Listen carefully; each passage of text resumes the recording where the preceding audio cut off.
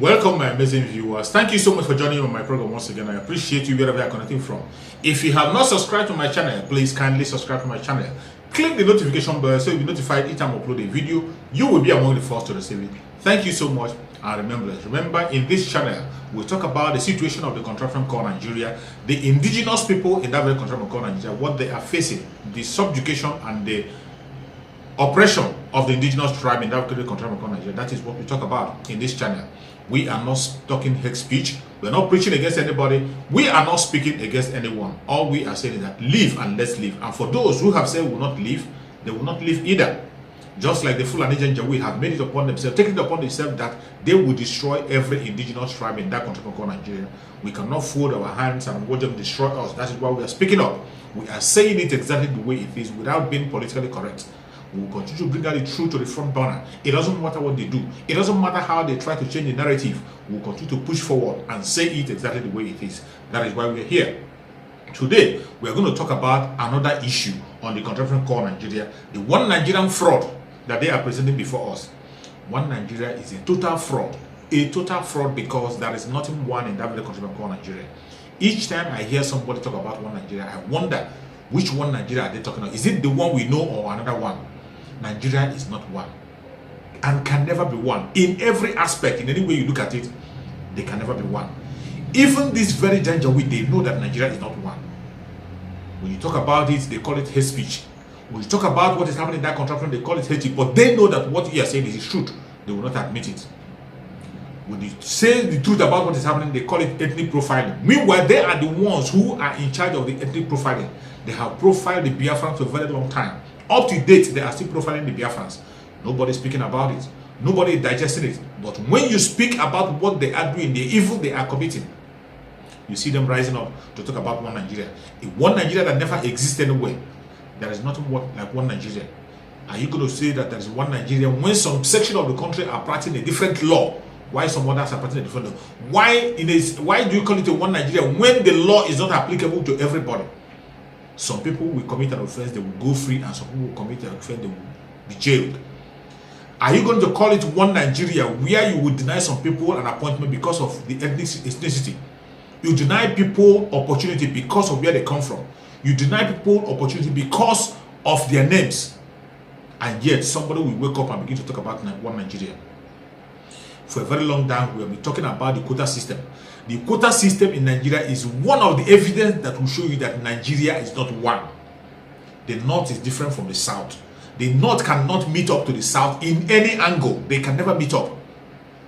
And in order to carry them along, the South has to bring themselves low, withdraw themselves back, become backward. Who does that? Who does that? Knowing fully well that you cannot be able to match the standard of the South, why don't you allow the South to go and develop at their own speed?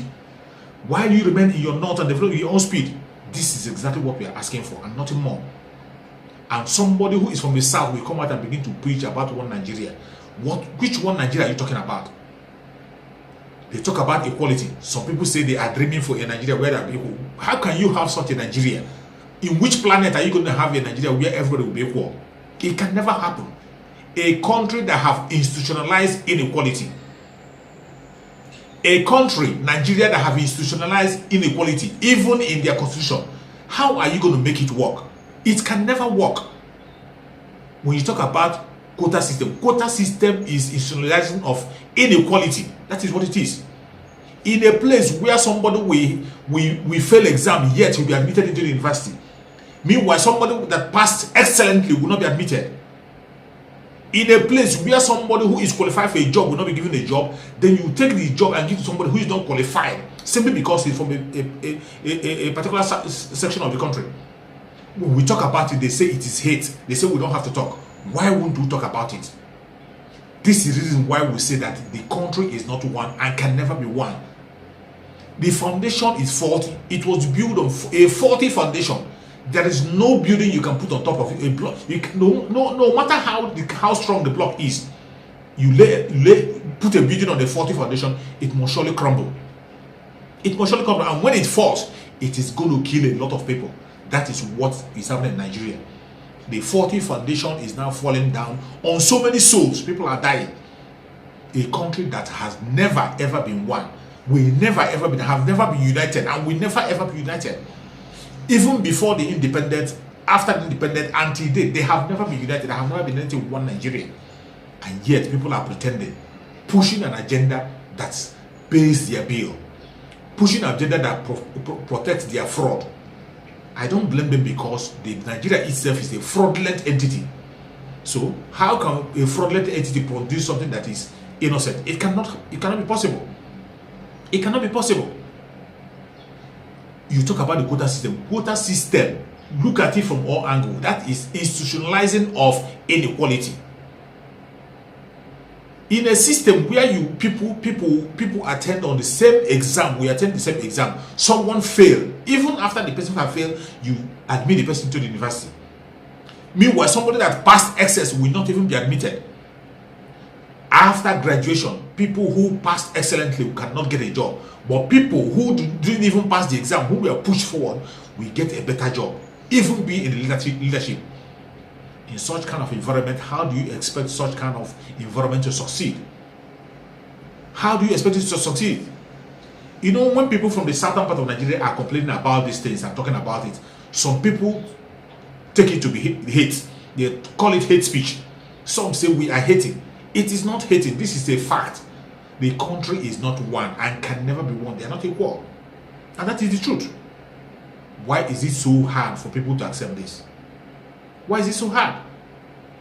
I want you to watch a video of the complaint one of the people in the north, one of the evil men in the north is making about everything. They recognize that these people, they are backward in education, in everything. They are backward, but yet they are forcing themselves upon the southern part of Nigeria. When we say it, they call it hate, but when they say it, it becomes right.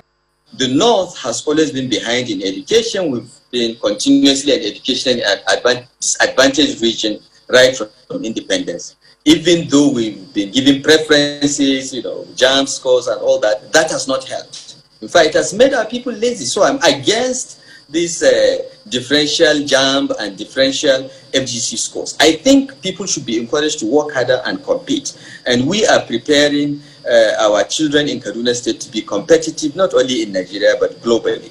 We are giving them the best possible education. We are investing heavily in them. We are investing heavily in teacher development. And the schools are closed now because on the advice of the security agency, they need a couple of months to undertake massive security operations. They are doing that. We are confident that from the next 2 weeks, we will start gradually opening of schools. After hearing from El-Rufai, you can see we are always vindicated in everything we say. We are not just saying it because we hate them. We are saying the fact that we are not one. The South and the North are not equal in anything. I'm not saying there are people there are not people who are smart in the North. There are few people who are smart in the North, but you cannot compare it to the southern part of Nigeria. That is why you have to break it up. Let those people who feel they are smart in the North guide their North and deal with their problem. Why we face the southern part of Nigeria and grow at our own speed? We do not have to draw ourselves back because of you, because you don't want to grow and you don't want any other person to grow. How can somebody live in such kind of environment? How can you succeed in such an environment? So when we are preaching, we are not just preaching against the agenda. We are preaching for the sake of our unborn children. We want to be free, to grow on our own speed, because we are not the same people. We do not have the same ideology, and we are not doing the same. We are not having the same. Our brain is not equal. We are much more smarter. It doesn't matter how you think. You might call it hate. Your governor has confirmed it. That is what it is. It is what it is. In a government where you will see people who are not qualified. That is why they choose even terrorists and place in the government. Terrorists are in the government conducting affairs. How it's going to happen? Look at your Minister for Communication. A terrorist apologist, that is the person that is controlling every communication that is coming out from you. Every transaction you make, he knows about it. Wherever you go, he knows about it. A terrorist. And now he is coming out to talk about giving people's phone number and informations. That is what he's talking about. How can he release information to you about the bandits? He cannot release information to you about the bandits or the terrorists because he's part of them. They are doing his biddings. Everything they are doing is favoring him. That is why he has to protect them. And they place him in that position intentionally. Pantami was placed in that position intentionally. A terrorist apologist placed in a position where he controlled the communication of what is going out and coming in the country from Nigeria. Hear what he has to say about giving information. If somebody is kidnapped, it is not your right or the right of NCC or the supervising ministry or minister to say, give me the telephone number, we will give you the identity of that number. It is not our right. When something happens and a phone number is involved, your own function is to transmit that number to security institutions like police or DSS. Go to them and say, this is what happened. My brother has been kidnapped and they contacted us using this number. Both of them, security like police or DSS, know the procedure. They will convey to NCC or sometimes to the telecommunication companies immediately. And it is their mandate to provide what is required of biodata and many more. If we say that anybody can approach NCC or telecos to ask biodata of any SIM, definitely it is going to be abused. It is because of this only security institutions have power to ask for that information. Even EBC in person, as the regulator, doesn't have power to do that. It is only security institutions that have been empowered to ask for that. So sometimes the challenge, people will just start texting number to NCC, we need the biodata of this guy. If we continue or we allow that to happen, definitely it is going to be abused. Only security can do that. When he said these things, you think he's saying it to your own favor. He is not saying it to favor an ordinary person from the south. He is saying it to protect his terrorist agenda, to protect his terrorist brothers, to protect those people, terrorists you call bandits. That is why they cannot find them where they are. The military cannot see them. Nobody can see them where they are.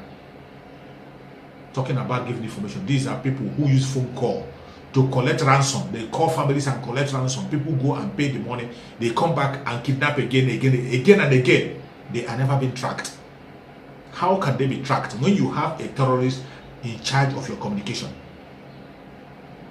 This is why we say we cannot be part of this very madness. Enough is on it. We have tried so much to make it work, but we cannot continue trying. We cannot continue to enslave ourselves because of people who do not want to be free, who do not want to be reasonable.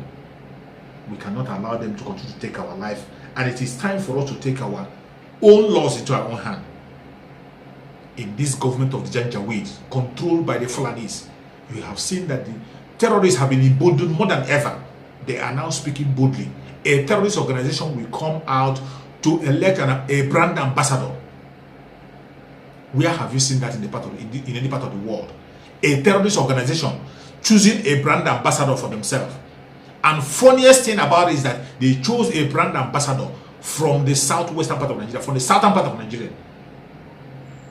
They want to choose their brand ambassador. They choose a brand ambassador from southern part of Nigeria, a terrorist organization, and somebody who claims to be sensible accepted such post, a brand ambassador for a terrorist organization.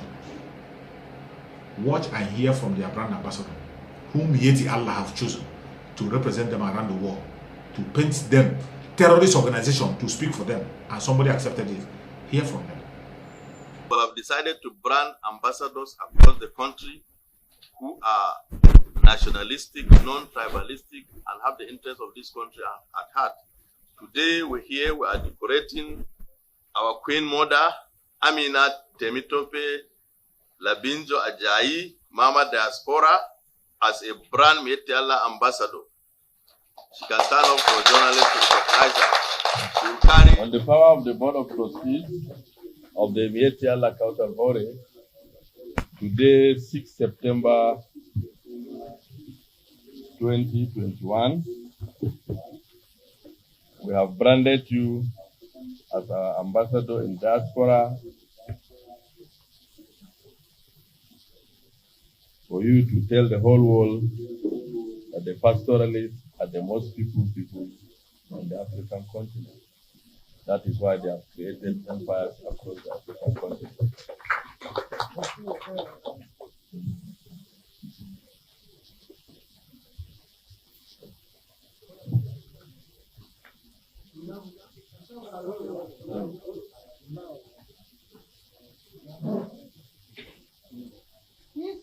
about to be made.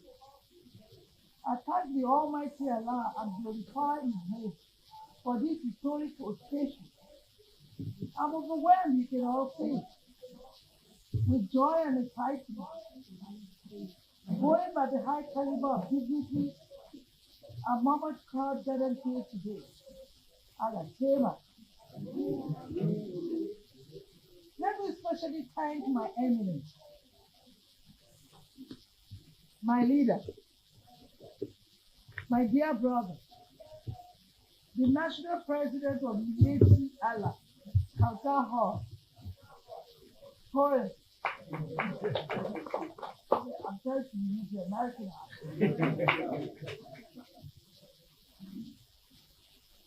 Dr.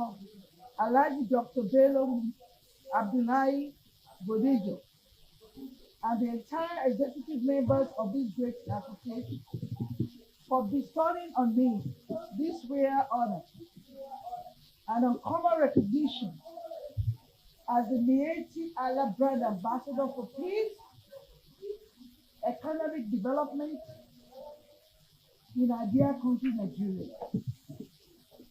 I want to say to the whole that this whole arrangement is designed. Alhaji Dr. Badijo is up to under divine intervention and guidance, and have been seeing the almighty hands of Allah in this whole affair.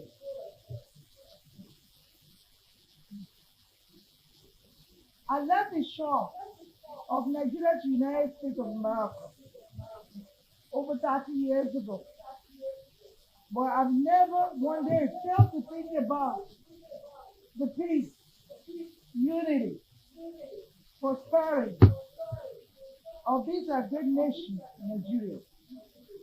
I remain firmly, doggedly committed to the unity indivisible of Nigeria. Nigeria is a great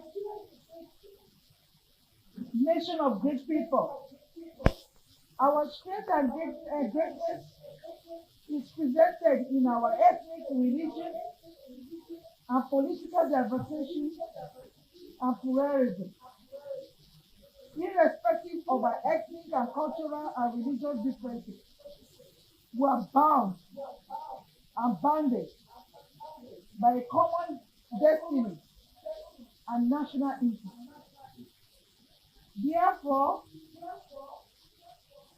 strongly and passionately, I believe that the prosperity and incentives Fulani herdsmen versus farmers, classes, and other areas of communal ethno-religious crises in the country are avoidable. Patriotic, well-meaning, impartial Nigerians home and abroad are deeply concerned and determined to find a lasting solution to this serious crisis that has eaten deep into the fabric of our great nation. We must collectively and in unison agree to end this centrifugal and centripetal crisis that have formed brothers and sisters against each other. It's because of my firm belief original employed committed to the idea of national unity, peace, and development that I abandoned my business and commitment and decided to relocate to Nigeria temporarily in the last 1 year to engage the Mieti Allah Kautar Forest towards engendering peace, unity, development, starting a new course of action for Fulani pastoralists. In America, my house, my office, is located around Silicon Valley in California, where cattle ranches and the whole government rented livestock farming is a major revenue earner. Export and job creation of the state of California. The state of California earns over $13 billion annually. I'm not joking. From cattle dairy, in addition to generating gainful employment for over 38,000 young adults.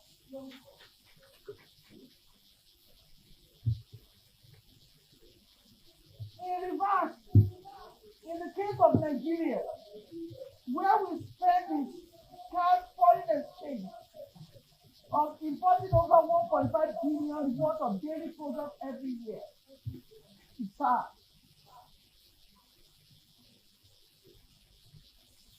This is unacceptable, and all of us must come together to work tirelessly to change the negative narrative. My investiture today as Mayor Allah Brand Ambassador has therefore placed a heavy burden on my shoulder. My infatigable team of supporters and my conscious fact of the challenges ahead of us are enormous and surmountable. But by the special grace of the Almighty Allah, we are going to change things for better. My eminence, my leader, my brother, my amicable, handsome, hardworking, dedicated, selfless, God-fearing national president, Dr. Bello Abdullahi Badijo. You have started a silent revolution today.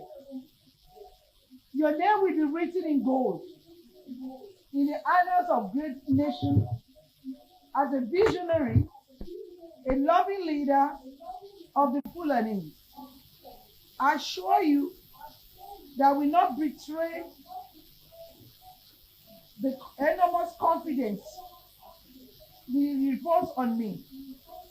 I shall discharge my duty of my new office as Mieti Allah Brand Ambassador.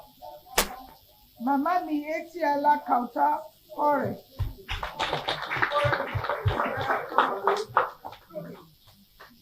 With great sense of responsibility and fear of the Almighty Allah.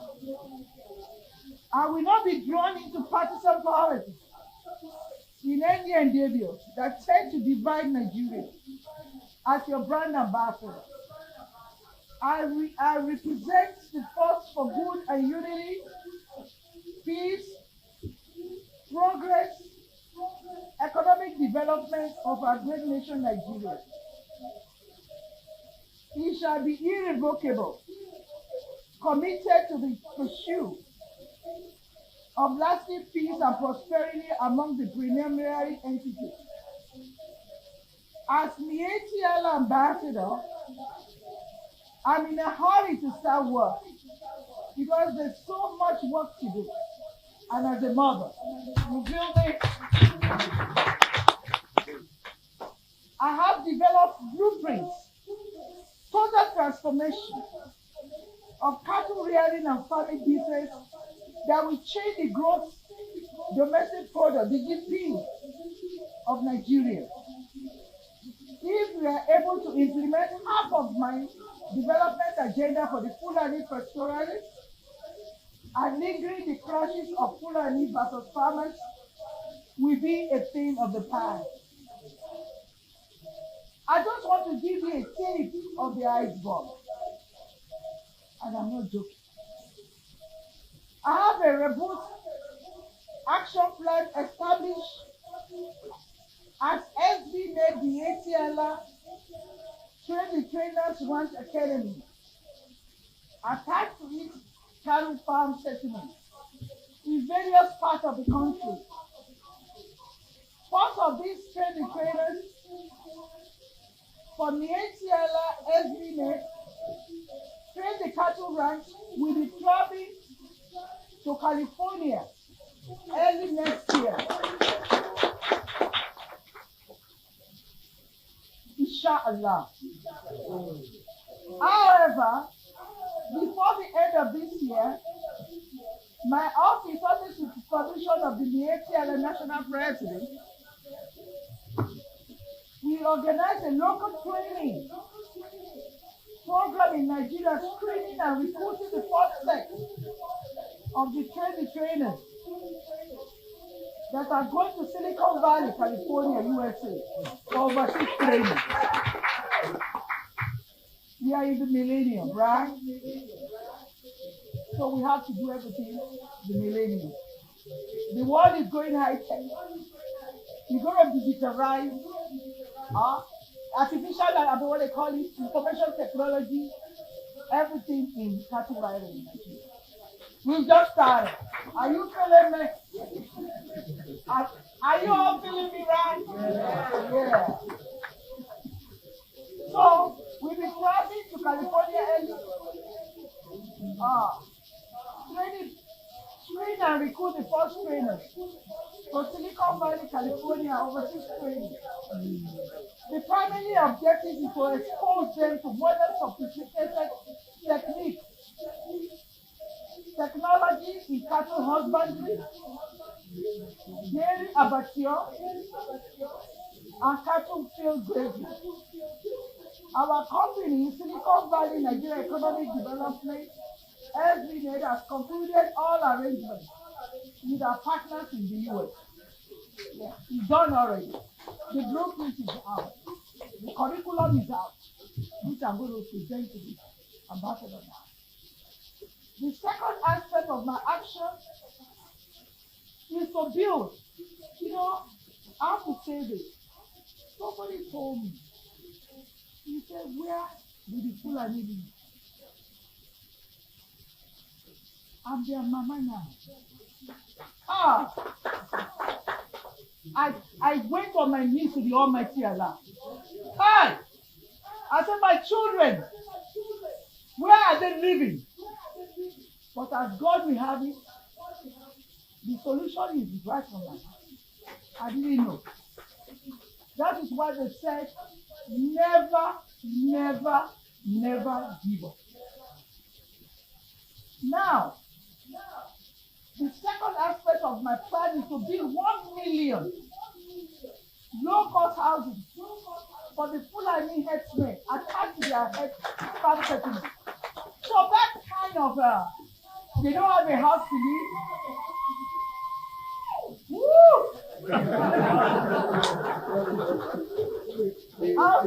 This obviously will change the face of cattle breeding in Nigeria and learn with international best practice.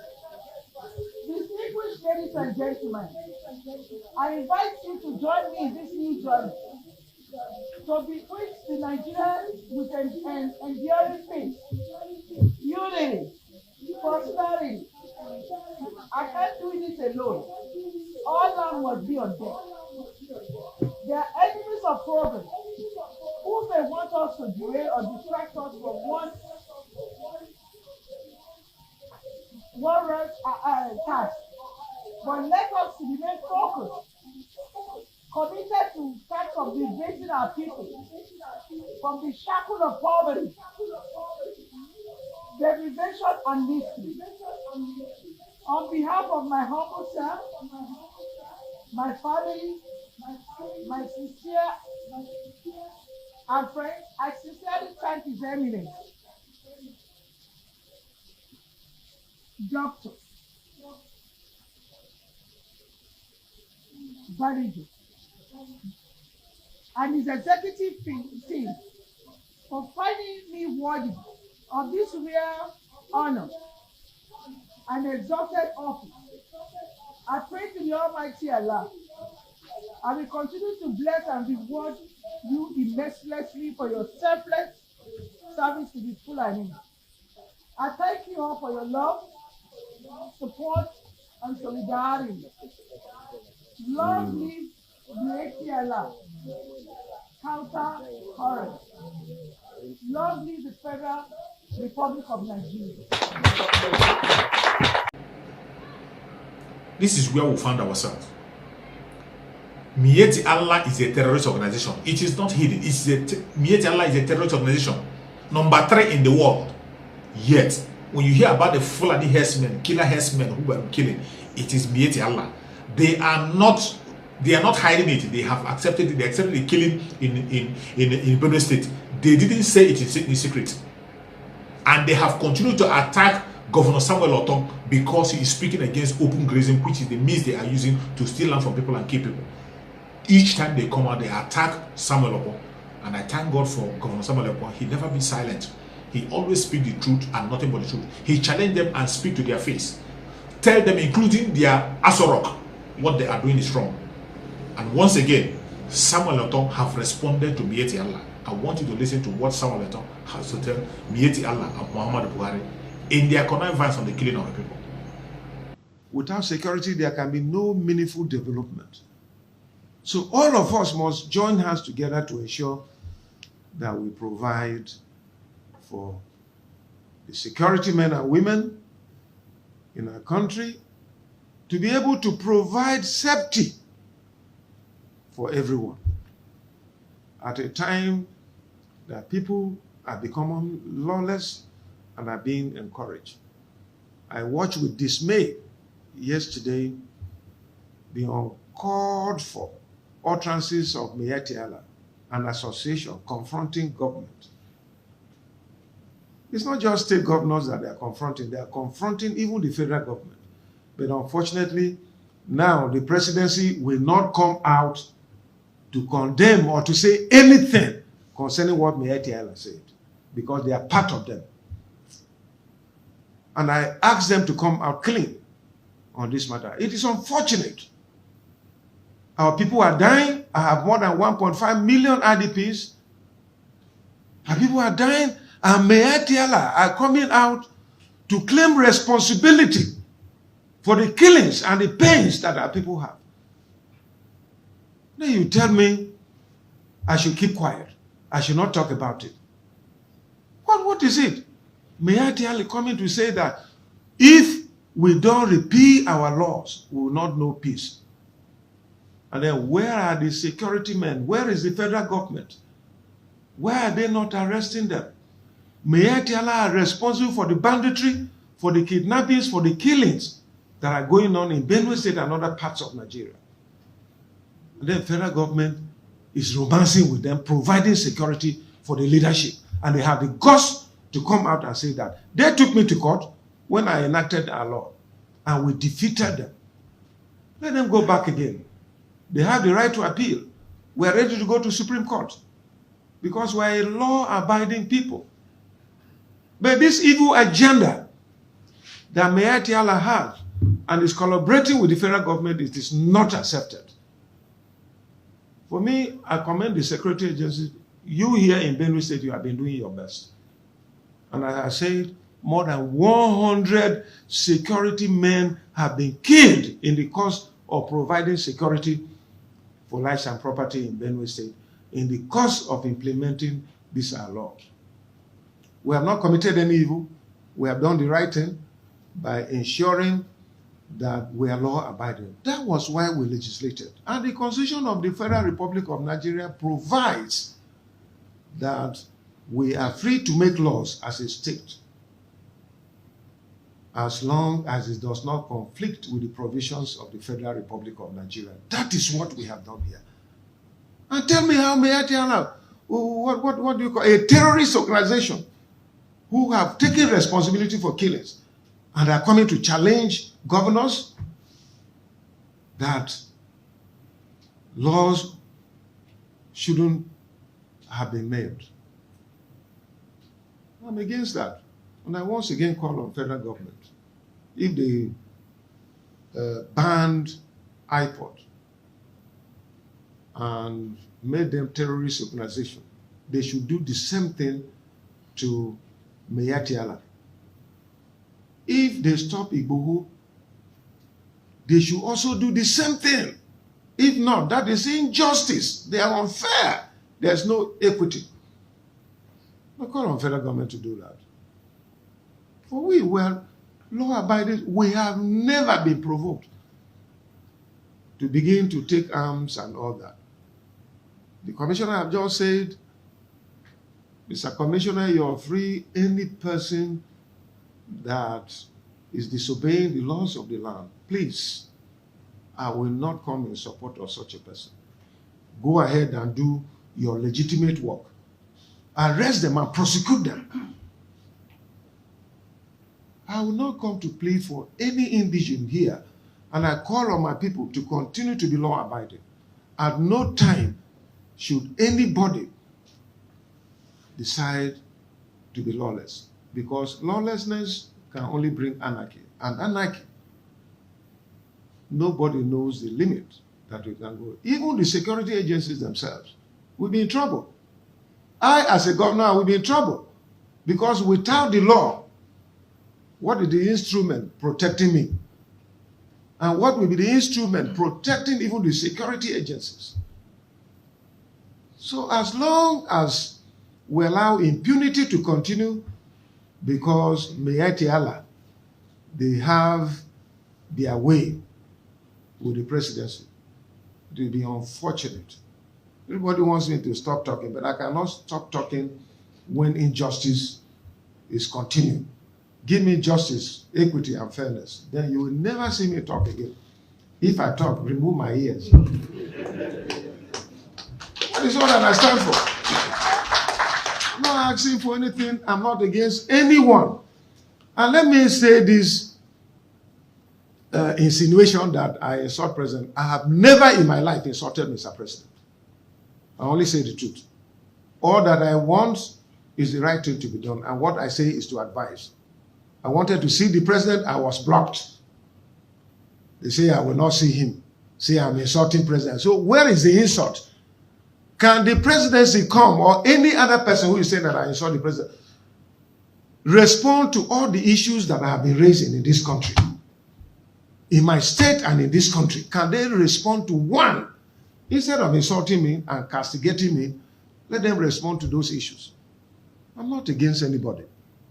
Those ones that are causing these problems, and Mr. President himself accepted that these people are from outside this country, from Mauritania, from Libya, from Niger, from Senegal, from Chad, and all that. Why do we need to allow Fulani from all these countries to come and destroy our land? That is the point we're saying. So unnecessarily, they've given unnecessary stress and risks to our security agencies in Nigeria. Whether soldiers have been killed, police have been killed, DSS have been killed, civil defense have been killed. These are people with families. We leave them suffering. So let me say this. Federal government must come clean on this matter and arrest Mayati Allah, a terrorist organization, and declare them terrorists. They are the ones sponsoring all the killings in Benue State. They are responsible. They have accepted that they killed people here, and federal government is not ready to go after them. That is why they have the cost to be doing this. After hearing from our brother Samuel Aton, Governor Samuel Aton, you can see he is not related on his effort. This is a man who is actually speaking up for people. I wish the southeastern part of Nigeria will have half of Samuel Aton. Look at Samuel Aton fighting for his own people. Hope Uzodinma is in Imo State, inviting Buhari to come and spit on the grave of people he has killed. Hope Uzodinma is calling on Buhari to come and spit on the grave of the people, innocent people that are dying. Innocent people that have been abducted. Imo State, a lot of people, innocent people have been killed and are still being killed. Nobody is speaking up. Or this boy is not speaking up. Governor Uzodinma is not doing anything to secure the people. Instead, he is standing with the terrorist organization, trying to tell us that even the open grazing, that is not part of it. He doesn't want to enforce the open grazing. He doesn't want to protect the Imolites. All he's busy about is electing members of Mieti Allah into his own cabinet and giving them land and all manner of things. Killing as many people as he can kill in Imo State for his own personal selfish interest, forgetting that the governorship lasts only 8 years. After 8 years, Whatever security you have, you will lose it. There is life after governorship, there is life after politics. But of course, for those who have sold themselves, they are sold to the devil. That is what they do. Our Supreme Leader Mazi Nnamdi Kanu, thank God for him wherever he is. May Chukwu Okabe continue to protect him. He has given us a way out. Thank God for him establishing the ESN to protect the people, to secure the people, to make sure that we are not being overtaken. Support the ESN the best way you can. That is the only thing you can do. Support them with your prayers, support them with your finance, support them with their effort. Anything you can give to ESN to make sure that that organization stands very strong, continue to do it. These are volunteers who have volunteered their life to secure you and I, to secure our family, to secure Biafra land. We have to support them the best way we can. May Chukwu Okabe continue to protect us under Mazi Nnamdi Kanu. May Chukwu Okabe continue to give Mazi Nnamdi Kanu good health wherever he is. May Chukwu Okabe send his angels to our student Mazi Nnamdi Kanu, continue to give him more revelations so that he can continue to speak to us and come back to us very, very soon, just as we are expecting him. He is coming out. We know that. There is no doubt about that. He is coming out, and we are waiting for his coming so that we can move into Biafra land to celebrate with him. Thank you so much for watching, wherever you are watching from, and remember guys, bye bye. See you again on the next